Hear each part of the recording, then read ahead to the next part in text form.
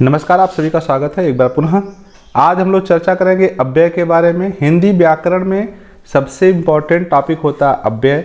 अव्यय से प्रश्न बहुत आते हैं, 2 से 3 नंबर के प्रश्न हर परीक्षाओं में पूछे जाते हैं।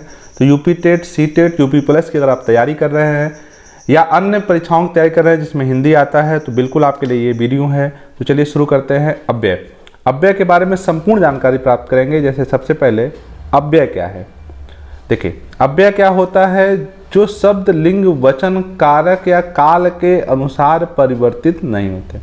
देखिए, सीधी सी बात है, ऐसे शब्द अव्यय होते हैं जिनका लिंग परिवर्तन नहीं होता, जिनके वचन के आधार पे भी जिनमें परिवर्तन नहीं होता, या जिनमें कारक के आधार पे परिवर्तन नहीं होता, या काल के आधार पे, चाहे भूत हो, भविष्य या वर्तमान काल हो, इस काल के आधार पे भी जिन शब्दों में कोई परिवर्तन नहीं होता उन्हें अविकारी शब्द या उन्हीं को अव्यय कहा जाता है। तो क्लियर हो गया। जिन शब्दों में न लिंग का प्रभाव पड़े, न वचन का प्रभाव पड़े, न कारक का, न ही काल का, वे अविकारी या वे ही अव्यय कहे जाते हैं। आगे जैसे देखिए, ऊपर, बाहर, अंदर, किंतु, परंतु, यथा। देखिए, ऊपर, बाहर, अंदर, किंतु, परंतु, यथा। इसका मतलब कि ये शब्द क्या है? अव्यय है। जैसे ऊपर, बाहर। देखिए, ऊपर लड़का ऊपर चढ़ता है, यहाँ देखिए लड़का ऊपर चढ़ता है, लड़की ऊपर चढ़ती है, लिंग का कोई प्रभाव नहीं पड़ा। लड़के ऊपर चढ़ते हैं, लड़कियां ऊपर चढ़ती हैं, वचन का भी प्रभाव नहीं पड़ा। उसी प्रकार से बाहर, लड़का बाहर आता है, लड़की बाहर आती है, कोई प्रभाव नहीं पड़ा। उसी प्रकार से अंदर, लड़का अंदर जाता है, लड़की अंदर जाती है, लड़कियां अंदर जाती हैं, कोई प्रभाव नहीं पड़ा। इसी प्रकार से ये शब्द होते हैं। आगे देखेंगे, अव्यय मुख्यतः 4 प्रकार के होते हैं। अब ये देख लीजिए कौन कौन से अव्यय के 4 प्रकार। क्रिया विशेषण अव्यय, समुच्चय बोधक अव्यय, संबंध बोधक और विस्मयादि बोधक। तो कुल मिला के अव्यय के 4 प्रकार होते हैं। क्रिया विशेषण, समुच्चय बोधक, संबंध बोधक और विस्मयादि बोधक। आगे देखते हैं क्रिया विशेषण अव्यय क्या होता है, इनके बारे में जानते हैं। देखिए, वे अव्यय शब्द जो क्रिया की विशेषता बताते हैं। याद रखिएगा, क्रिया विशेषण वे होते हैं, विशेषण माने ही होता है विशेषता बताना, विशेषण माने विशेषता बताना, क्रिया माने क्रिया।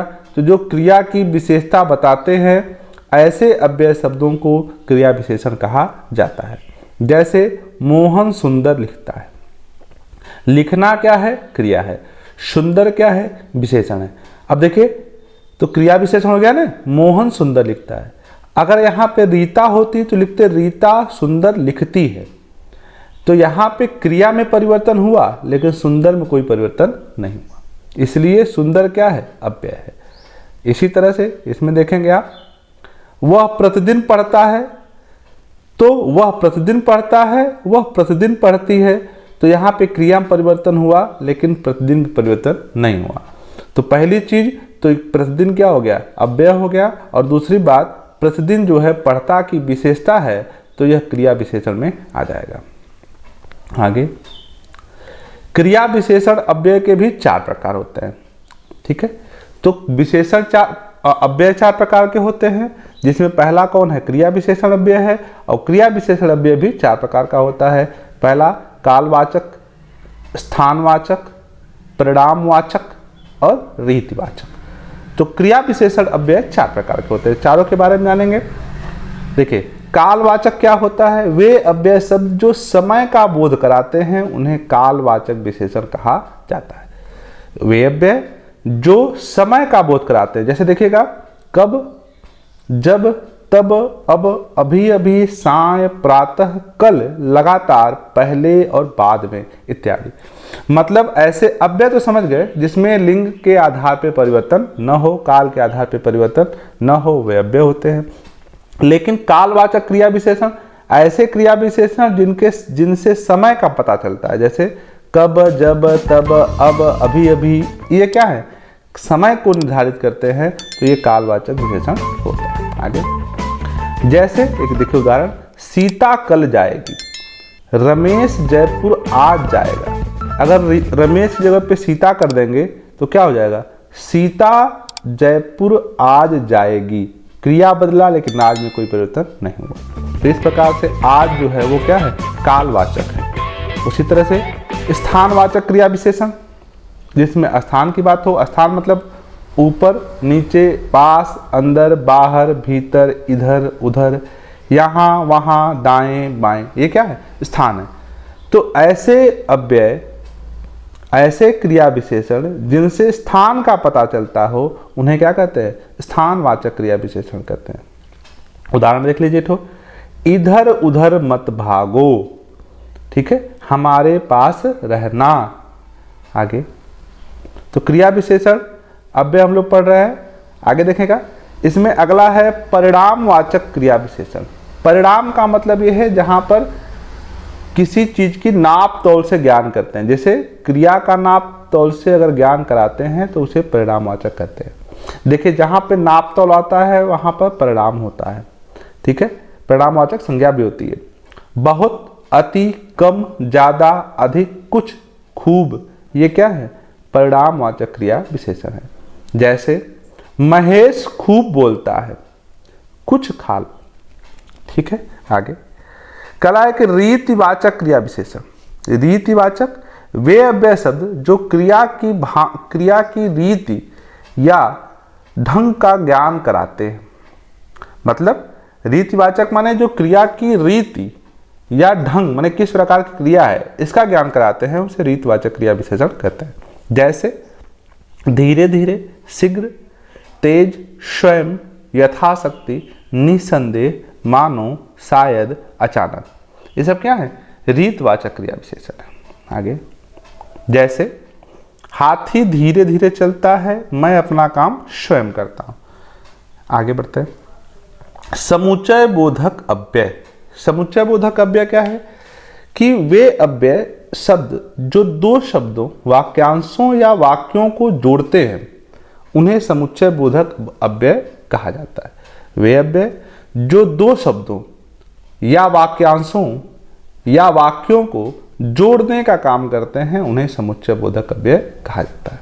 देखिएगा, ये दो प्रकार के होते हैं, एक संयोजक होता है और एक विभाजक होता है। जहां पे जोड़ते हैं संयोजक है और जहां से अलग होता है वो विभाजक होता है। देख लीजिए, जैसे संयोजक अव्यय, देखिए, वे अव्यय शब्द जो दो शब्दों या वाक्यों को जोड़ते हैं उसे संयोजक अव्यय कहते हैं। जैसे और, तथा, एवं, जो, तो, यदि, पुनः, यथा, इसलिए, कि, मानो, ठीक है। यदि तुम पढ़ते तो उत्तीर्ण हो जाते, यदि तुम पढ़ते तो क्या हो जाते, उत्तीर्ण हो जाते। यहां पे देखिए क्या जोड़ रहा है, पढ़ते तो उत्तीर्ण हो जाते, तो जोड़ रहा है। यह मेरा घर है और यह मेरी बहन का घर है, यहां पे भी जोड़ रहा है। विभाजक अव्यय क्या है, वे अव्यय शब्द जो दो शब्दों या वाक्यों को विभाजन करते हैं वे विभाजक अव्यय होते हैं। जैसे किंतु, परंतु, पर, ताकि, फिर, भी, या, अथवा, अन्यथा, तथापि, यद्यपि इत्यादि, ये विभाजक अव्यय है। देखिए, वर्षा हुई किंतु गर्मी शांत नहीं हुई। वर्षा हुई किंतु यहां पे अलग हो गया।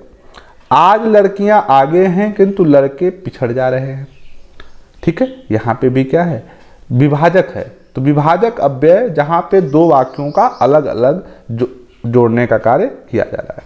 आगे अगला कह रहा है कि संबंध बोधक अव्यय क्या है। जो अव्यय संज्ञा और सर्वनाम के बाद आते हैं, उनका संबंध दूसरे वाक्य के साथ बताया जाता है, उसे संबंध बोधक अव्यय कहते हैं। जैसे खुशी के मारे वह पागल हो गया। क्या हो गया, खुशी के मारे वह क्या हो गया, पागल हो गया। कह रहा है कि वे अव्यय जो संज्ञा और सर्वनाम के बाद आते हैं, संज्ञा के और सर्वनाम के बाद आते हैं, उनका संबंध दूसरे वाक्य से बताया जाता है, ठीक है। यहां पे उदाहरण आगे। संबंध बोधक अव्यय हमेशा 10 प्रकार के बताए गए हैं। कालवाचक, स्थान, दिशा, समता, साधक, तुलना, हेतु, संग, विरुद्धवाचक और विषयवाचक, ठीक है। संबंध बोधक अव्यय 10 प्रकार के होते हैं। कालवाचक का क्या क्या है? पहले, आगे, पीछे, उपरांत, ये काल है, समय है, ठीक है। जैसे मेरे घर के पीछे नाला बहता है। स्थानवाचक सामने, भीतर, अंदर, बाहर, ऊपर, जो हमने पढ़ा है। जैसे मेरे घर के अंदर रसोई है। दिशावाचक में क्या है? आस पास, तरफ और ओर। बालक चांद की ओर देखता है, ये दिशावाचक हो गया। समतावाचक की बात करेंगे तो भांति, समान, तुल्य और योग। जैसे ज्ञान के समान कोई वस्तु नहीं है तो समता यहाँ पे की जा रही है। साधनवाचक है द्वारा, सहारे या माध्यम। जैसे मेरे द्वारा कुछ गलत नहीं हो जाए तो यहाँ पे सहारे या माध्यम है, साधनवाचक है। विषयवाचक, विषयवाचक में क्या है कि विषय, भरोसे, बाबत या नाम। जैसे बोलते हैं ना कि मेरे बाबत यह काम किया गया, अर्थात मेरे बाबत यह काम किया गया। भरोसे माने मेरे भरोसे काम किया गया। जैसे मुझे अशोक के विषय में कुछ नहीं करना है, माने अशोक के बारे में हमको कुछ नहीं करना है, तो यहाँ पर यह हो गया विषयवाचक। अगला है विरुद्धवाचक। विरुद्ध में क्या है? विपरीत, विरुद्ध या उल्टा। मेरे विरुद्ध कोई नहीं बोल सकता तो ये भी विरुद्धवाचक है। उसी तरह से संघवाचक में देखिए साथ, संघ और सहचर। सहचर वो होता है जो साथ चलता है, अर्थात वो भी संघ है। संघ माने साथ चलना, साथ माने साथ चलना। तो राधा के साथ कृष्ण रहता है, हो गया। हेतुवाचक 9वां है। कह रहा है हेतु माने कारण होता है, तो यहाँ पे कारण, लिए, वास्ते या प्रयोजन। प्रयोजन माने भी कारण ही होता है, वास्ते माने में सब एक तरह से समानार्थी शब्द हैं। तो मेरे कारण तुम्हें परेशानी हुई, ये क्या है? हेतुवाचक है। उसी तरह से आगे बढ़ेंगे। तुलनावाचक अगला है। तुलनावाचक, तुलना में क्या है? अपेक्षा, आगे और सामने। जैसे अशोक महेश के सामने कुछ नहीं है, तो यहाँ पे अशोक और महेश की क्या कर रहा है? तुलना किया जा रहा है। यहाँ पे सामने का मतलब फ्रंट वाला नहीं है ना। आगे देखें। चौथा, विस्मयादि बोधक अव्यय। वे अव्यय शब्द जो आश्चर्य, घृणा, शोक, भय, हर्ष तथा प्रशंसा का बोध कराते हैं उन्हें विस्मयादि बोधक अव्यय कहते हैं। ये निम्न प्रकार के होते हैं। कौन कौन से भाई? देखिए, आश्चर्य बोधक, आशीर्वाद, इच्छा, चेतावनी बोधक, घृणा बोधक, घृणा बोधक है। उसके बाद शोक, हर्ष, प्रशंसा, क्रोध और भय। तो ये कुल मिलाजुला के विस्मयाद बोधक के उदाहरण है। आगे बढ़िए। आश्चर्य बोधक क्या होता है? जैसे क्या, अरे, अहो, ओहो, अय, ओहे। अरे आज गाड़ी ठीक समय पर आ गई, यहां पर क्या आश्चर्य है।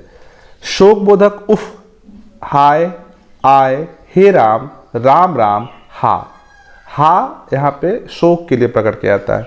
तो हे भगवान तूने मुझे मार डाला। आगे बढ़ते हैं।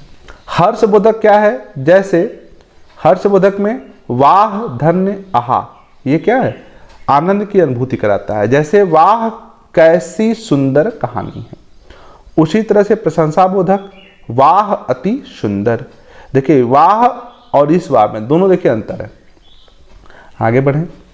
क्रोध बोधक में क्या है? अरे चुप, ठहर, हट, अरे तू यहां से जा रहा है या नहीं, तो यहां पे क्या है? क्रोध है। भय बोधक में क्या है? हाय और बाप रे। घृणा बोधक में क्या है? छी छी, धिक्कार। चेतावनी बोधक में खबरदार, बचो, सावधान। उसके बाद इच्छा बोधक में देखिएगा, इच्छा बोधक में क्या है? काश, हाय, काश वह नौकरी प्राप्त करेगा। और इसी प्रकार से एक और है आशीर्वाद बोधक। आशीर्वाद बोधक में है शाबाश, खुश रहो और चिरंजीवी रहो। तो इस प्रकार से हमने अव्यय के बारे में पूरी जानकारी प्राप्त की, अव्यय के भेद को समझा, उसके कारण को समझा और उससे संबंधित जो प्रश्न हैं उसको भी हम लोग समझेंगे नेक्स्ट वीडियो में। तो कृपया चैनल से जुड़े रहें, लाइक से सब्सक्राइब करें। बहुत बहुत धन्यवाद।